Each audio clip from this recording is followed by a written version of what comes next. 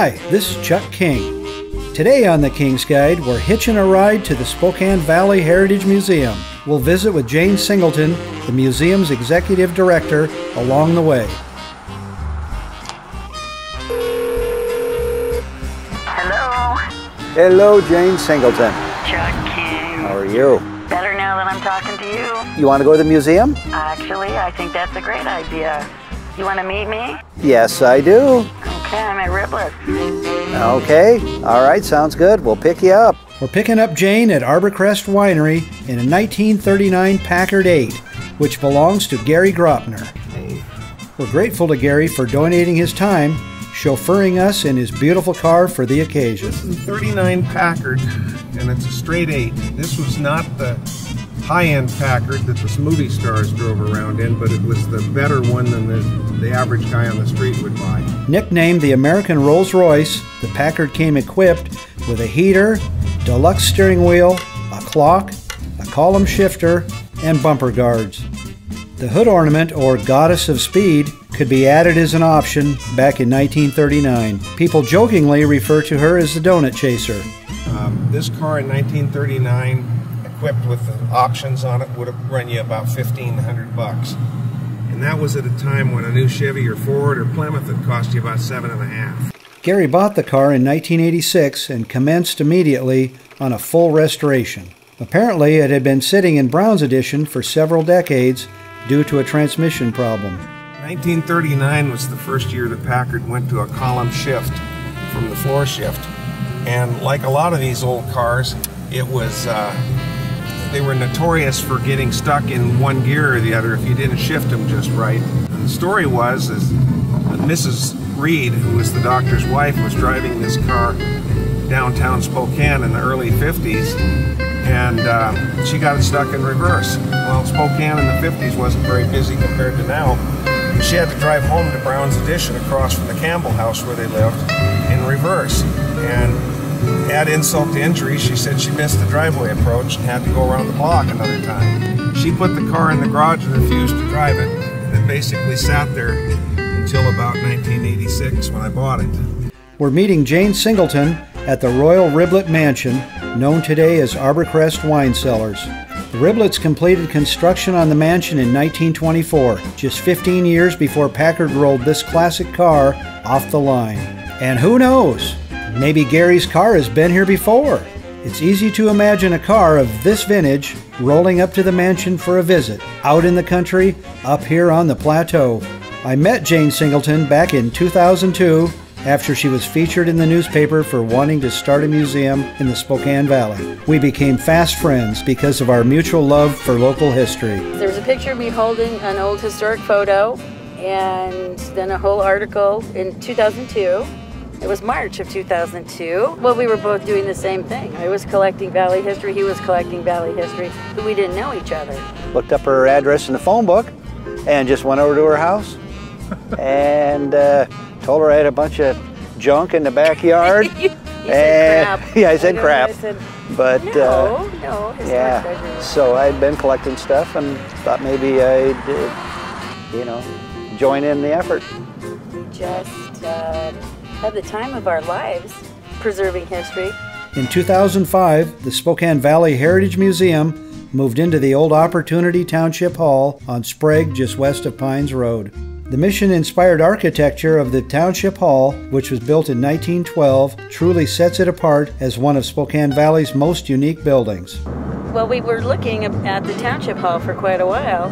You know, it seemed logical. It seemed absolutely perfect, didn't it? Mm-hmm. Well, what happened is that the city had got the building, and they didn't know what to do with it. The building was designated a historic landmark in 1996, and in the nomination, Linda Yeomans writes, quote, "The Township Hall quickly becomes the central focal point and gathering spot for the community. Friends gathered and laughter rang. Stories were shared and tears were shed. People looked to each other for help in time of need, and the little community of opportunity grew stronger. It was the perfect location to house and exhibit the stories and history of the people of Spokane Valley." The history in this entire region began out here in the Spokane Valley. Yeah. Just a little west of where the state line is now. Yep. First store, house, post office, Highway 10. There's so much was happening here.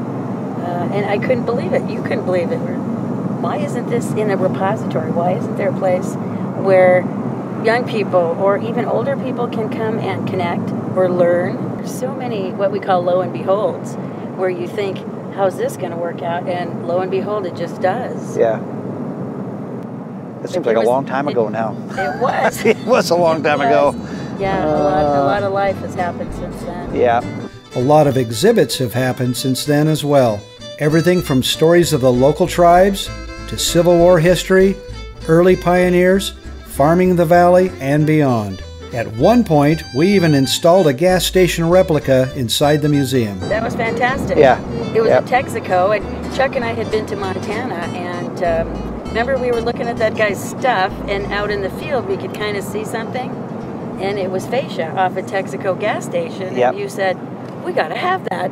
And that's how it was, that's how the gas station was really born. Think of the old service station and how people would pump your gas, check your oil, and wash your windshield for you. For service that is tops and gas that's extra fine, there's a smile for every mile at the SO sign. That era may be gone, but the memories of it are very powerful for the people who visited the museum and saw the display. And it even had a window in it and a vintage drinking fountain, gas pumps, all the other things that have been donated to the museum that are, you know, Petroliana related. Everyone seems to have their favorite exhibit, including Jayne. I know what I would say. I would say the Nat Park exhibit was the most evocative, the most moving to people, either tears of joy, laughter, memories. Memories of Nat Park will be stoked again this summer when a new Nat Park exhibit comes to the museum in July. It was cool. Yeah. Because, you know, people come in the museum and you want something for men, you want something for women, something for kids, you want something for everybody, something for all generations. Yep. Learn more about the Spokane Valley Heritage Museum online at SpokaneValleyMuseum.com or just drop by. The museum is open Wednesday through Saturday, opening at 11 a.m. Group tours are available. And if you're looking for more information about your valley home or family, the museum has thousands of records that can help advance your research. I'm Chuck King. See you next time on the King's Guide. If you like today's goodies on Spokane history, make sure you subscribe to Nostalgia Magazine. You'll find more goodies in every issue. Ageless stories, ageless photos. That's Nostalgia Magazine. Love is just around the corner, in a cozy little corner. This exhibit is about Washington Territory's first governor, Isaac Stevens. You've heard of Stevens County, Stevens Road, and so on. This is an interesting artifact. This is called a Sibley stove. The generals, the officers in the Civil War, were the only ones really that had these to heat their tents. This exhibit has been here for a while and probably will continue to be, but people learn a lot. You really get a sense of what the valley was like, what this region was like, why 1858 was such a significant year. It's not sitting here right now. I need this prop. I need this prop. So, people come in and want information on either family members, their house, an event, historical figure. So there's about 5,000 records in the searchable database right now. You have 10,000 photos. Lots of primary resources here to look for that information. Welcome and invite everyone who's looking for answers to who they are, information on historical sites, historical figures. Okay, you guys want to wave? Except not in front of her face, Chuck. There you go.